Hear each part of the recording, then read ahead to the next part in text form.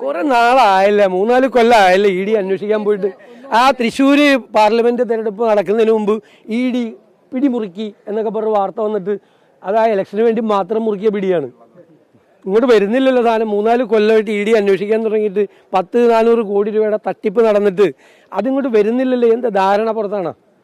ധാരണ കുഴൽപ്പണ കേസ് അല്ല. E D കേന്ദ്ര ഏജൻസികൾ അങ്ങോട്ടും ഇങ്ങോട്ടും ഈ കുഴൽപ്പണ കേസും മറ്റേതും തമ്മിൽ പരസ്പര ധാരണ ഉണ്ടാക്കിയതുപോലുള്ള ധാരണയാണ് കരുവന്നൂരിൽ. കഴുത്തിൽ പിടി മുറുക്കിയിട്ട് കുറെ കൊല്ലമായി, സാധനം അങ്ങോട്ട് വന്നില്ല. പിടി അതുപോലെ തന്നെ നിൽക്കുകയാണ്. ഈ സമ്മേളനം കഴിഞ്ഞപ്പോൾ വി.ഡി. സതീശന്റെ ഷൂ ഭയങ്കര ചർച്ചാ വിഷയമാണ്. 3 ലക്ഷം രൂപയുടെ ഷൂ ഞാൻ ഇട്ടെന്നാണ് ഇന്നലെ പറഞ്ഞത്. ഞാനൊരു കാര്യം ചെയ്യാൻ പോവാ. അത് CPM ഹാൻഡിലുകളാണ് പ്രചരിപ്പിച്ചത്. അപ്പോൾ അത് ഏത് CPM കാരൻ അത് പ്രചരിപ്പിക്കാൻ വന്നാലും ഞാൻ ഒരു 5000 രൂപയ്ക്ക് ആ ഷൂ തന്നേക്കാം. 3 ലക്ഷം രൂപയുടെ ഷൂ ഇതിൽ കൂടുതൽ എനിക്ക് ചെയ്യാൻ പറ്റുക. 5000 രൂപയ്ക്ക് 3 ലക്ഷം രൂപയുടെ ഷൂ തന്നേക്കാം. ആ ഷൂവിന് ഇന്ത്യയിലെ വില 9,000 ചില്ലാൻ രൂപയാണ് ആ ഷൂവിന്. അത് പുറത്ത് അതിനേക്കാൾ വില കുറവാണ്. 70 പൗണ്ട് വിലയ്ക്ക് അത്. അതായത് നമ്മുടെ ഭാരത് ജോഡോ യാത്ര നടത്തിയപ്പോൾ മോശം ഒരു ഷൂ ഉപയോഗിച്ചുകൊണ്ട് എൻ്റെ കാല് മുഴുവൻ ഇതായി. അപ്പോൾ എൻ്റെ ഏറ്റവും അടുത്ത ഒരു സുഹൃത്ത് എനിക്ക് ലണ്ടനിൽ നിന്ന് വാങ്ങിച്ചുകൊണ്ട് വന്ന ഷൂ ആണ്. 70 പൗണ്ടാണ് അതിൻ്റെ വില. ഇപ്പോൾ ഞാൻ 2 കൊല്ലം ഉപയോഗിച്ചു. അതുകൊണ്ട് അതിൻ്റെ വേറെ ടയറൊക്കെ കളഞ്ഞിട്ട് ഒരു 5000 രൂപ വന്നു കഴിഞ്ഞാൽ ഈ 3 ലക്ഷം രൂപയുടെ ഷൂ ഫ്രീ ആയിട്ട് തന്നേക്കാം. 5000 വേണേൽ ബാർഗെയിൻ ചെയ്യാൻ വേണമെങ്കിൽ ഒരു 1000 രൂപ കൂടി കുറച്ചും തന്നേക്കാം 5000-ൽ നിന്ന്. എന്നാലും എനിക്ക് ലാഭമാണ്.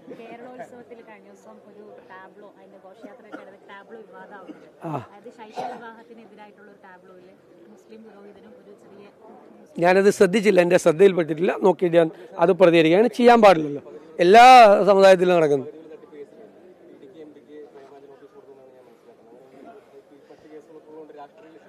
അല്ലല്ല, അതുമായി അങ്ങനെയാണെങ്കിൽ ഒരുപാട് പേർക്ക് കൊടുക്കണം. BJP നേതാക്കന്മാർക്ക് കൊടുത്തിട്ടില്ലല്ലോ.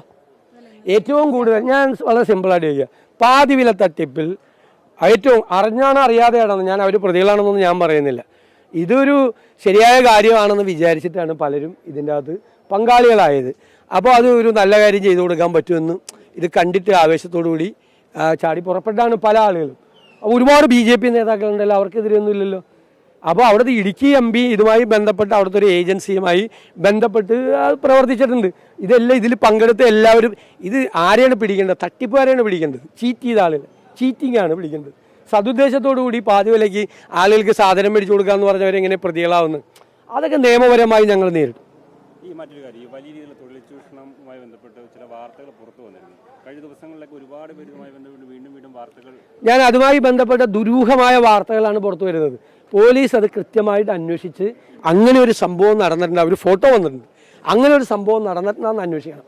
അങ്ങനെ ഒരു സംഭവം നടന്നിട്ടുണ്ടെങ്കിൽ അത് കേരളത്തിന് മുഴുവൻ അപമാനകരമായ കാര്യമാണ്. ഒരു തൊഴിലാളിയെ പട്ടിയെ പോലെ കഴുത്തിൽ ബെൽറ്റിട്ട് 4 കാല് നടത്തിച്ചിട്ടുണ്ടെങ്കിൽ കേരളത്തിന് മുഴുവൻ അപമാനകരമായ കാര്യമാണ്. ഗൗരവതരമായ ഒരു അന്വേഷണം അക്കാര്യത്തിൽ നടക്കുന്നില്ല എന്നാണ് എനിക്ക് തോന്നിയത്. വളരെ ഗൗരവത്തോടു കൂടി അത് അന്വേഷിക്കണം. നടന്നിട്ടുണ്ടെങ്കിൽ ഇല്ലെങ്കിൽ പോട്ടെ, എന്തുകൊണ്ടാണ് അങ്ങനത്തെ ഒരു ഫോട്ടോ ഒരു വീഡിയോ പ്രചരിക്കാൻ ഇടയായത് എന്ന് അന്വേഷിക്കണ്ടേ? അത് അങ്ങനെ സത്യമാണെങ്കിൽ എന്തൊരു അപമാനമാണ് കേരളത്തിന്, അല്ലേ? നോക്കാം.